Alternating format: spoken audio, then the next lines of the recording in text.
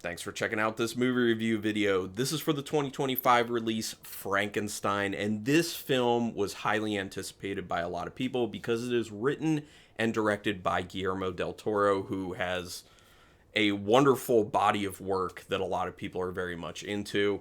Some of my favorites personally from Guillermo del Toro would be The Shape of Water. I love Crimson Peak a lot as well. I'm sure there's something I'm not thinking of at the moment, but the last few films that he did was his version of Pinocchio, which I actually didn't see yet, and Nightmare Alley, which I did see and thought was quite good. But I do like Frankenstein more, I will tell you right off the bat. So let's get into it more. Based on the book by Mary Shelley, obviously, pretty much everyone knows that at this point.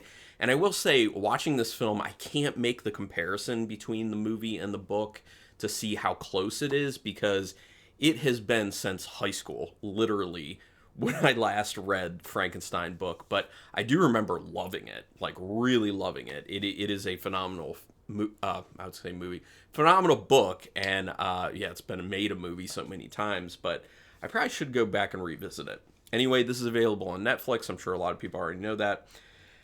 When it comes to giving a synopsis, and by the way, this is a no spoiler review, the synopsis I'm going to give is, I don't want to give away too much because, anyway, a lot of people already know the story of Frankenstein and Frankenstein's monster. It's about Victor Frankenstein, who's played by Oscar Isaac, who is trying to basically cheat death in a way, like come up with a way that he can take dead parts of human beings and reanimate them into a person. And then it's about when he is able to do that, what happens from there. So that's as much as I'm going to give, because I don't want things to be spoiled with where things go from there, because it might not necessarily be what you expect. Certainly the ending wasn't necessarily what I expected, but I'll talk a little bit more of that in a no spoiler way in a bit. It gets right into things by introducing Frankenstein and his monster immediately, and in an interesting way, I would say. A very kind of like high energy way that really hooks in the audience. Sorry, it's been one of those days. So yeah, it's important to kind of get people pulled in early.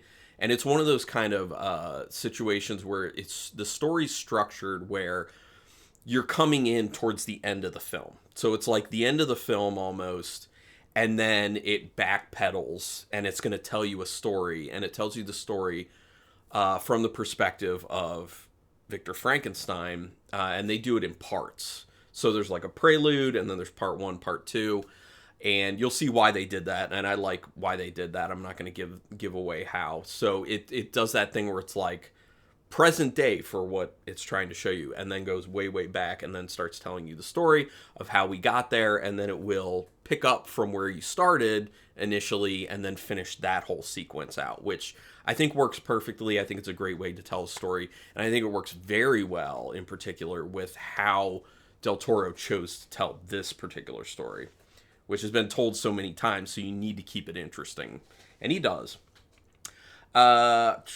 Very well shot and directed. That should be a surprise to pretty much nobody, because it's Guillermo del Toro. He is phenomenal at what he does at this point. Like I said, he has an amazing body of work. He's been doing it for so long as well. So, yeah, just trust. It looks great. Phenomenal cinematography. You can tell it was directed very well. Looks wonderful. Very visually pleasing, which I'm all into. The acting is really good in this film, as you would also probably assume. Namely, Oscar Isaac, who plays Victor Frankenstein, and is great. And Jacob Elordi. I've never even heard of this individual, but Jacob Elordi as the monster, the creature, phenomenal. Because that's not an easy role at all. It's really not an easy role. It's a lot of, especially early on, like not speaking, but being able to kind of like emote with your face enough, and then also like with your mannerisms and everything. And the character changes a lot, and it's just hard, I would assume, as an actor to kind of do that the right way, in essence. So, really great job for Elordi. Plus, here's another plus that kind of goes into that. The dialogue is extremely well written. Del Toro has shown that he's kind of a master of writing dialogue. He's a master of writing story. I think both those things are very much on display with this film. Also, was already talking about how as a director and, you know, getting a great look to it. he's an overall complete filmmaker, and that should be a surprise to nobody because he's been doing it. I just think that this will get a particular amount of attention because it is a very old story that has been done so many times, and I think this is, I don't know if I would say necessarily the best iteration, but one of the best iterations of that story on film, in my opinion. It looks like it has a huge budget with huge sets that look phenomenal and outstanding costuming. You know, it's set in the olden days in because of, you know, what the story demands, and the costuming is impeccable. The set design is phenomenal. There's always so much stuff to just look at and be in awe of how they pulled this off. And that goes back to what I was saying, is it looks like it had a gigantic budget, and which I'm sure it did. I mean, it's Netflix, you know. Plus, when you get Netflix putting out a Frankenstein movie done by Guillermo del Toro, yeah, they're going to throw a ton of cash at it. So this is going to pull people in. People are going to love it.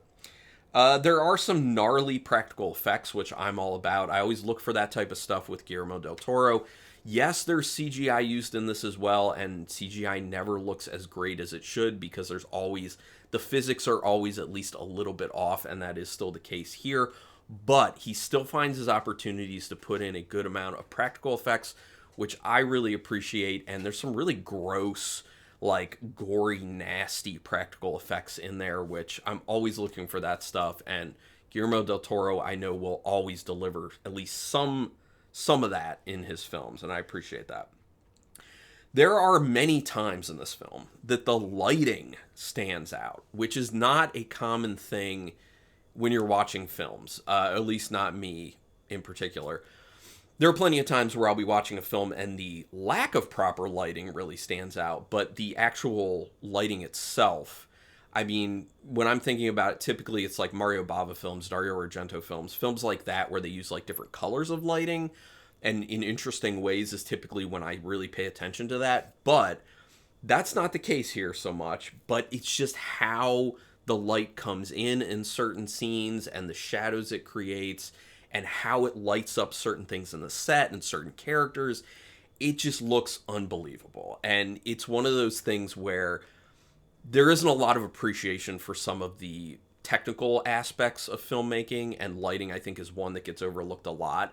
But this film really draws more attention to it when you're looking at these scenes and being like, wow, the way that's lit, it just looks so phenomenal. There's one scene in particular, which I'd be interested to see if people catch that, and you can put a comment down there.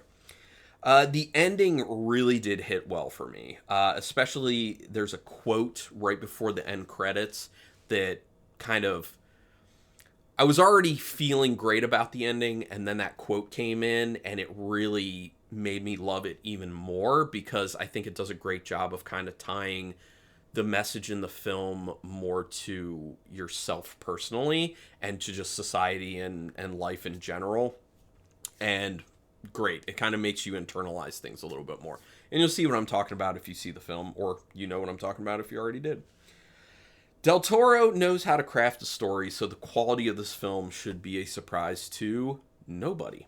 It is great start to finish. I think it's phenomenal. I do think so far from what I've seen, this is the best horror release of 2025. I didn't expect that going in. I thought maybe Sinners would still be able to hold the number one for me, but no.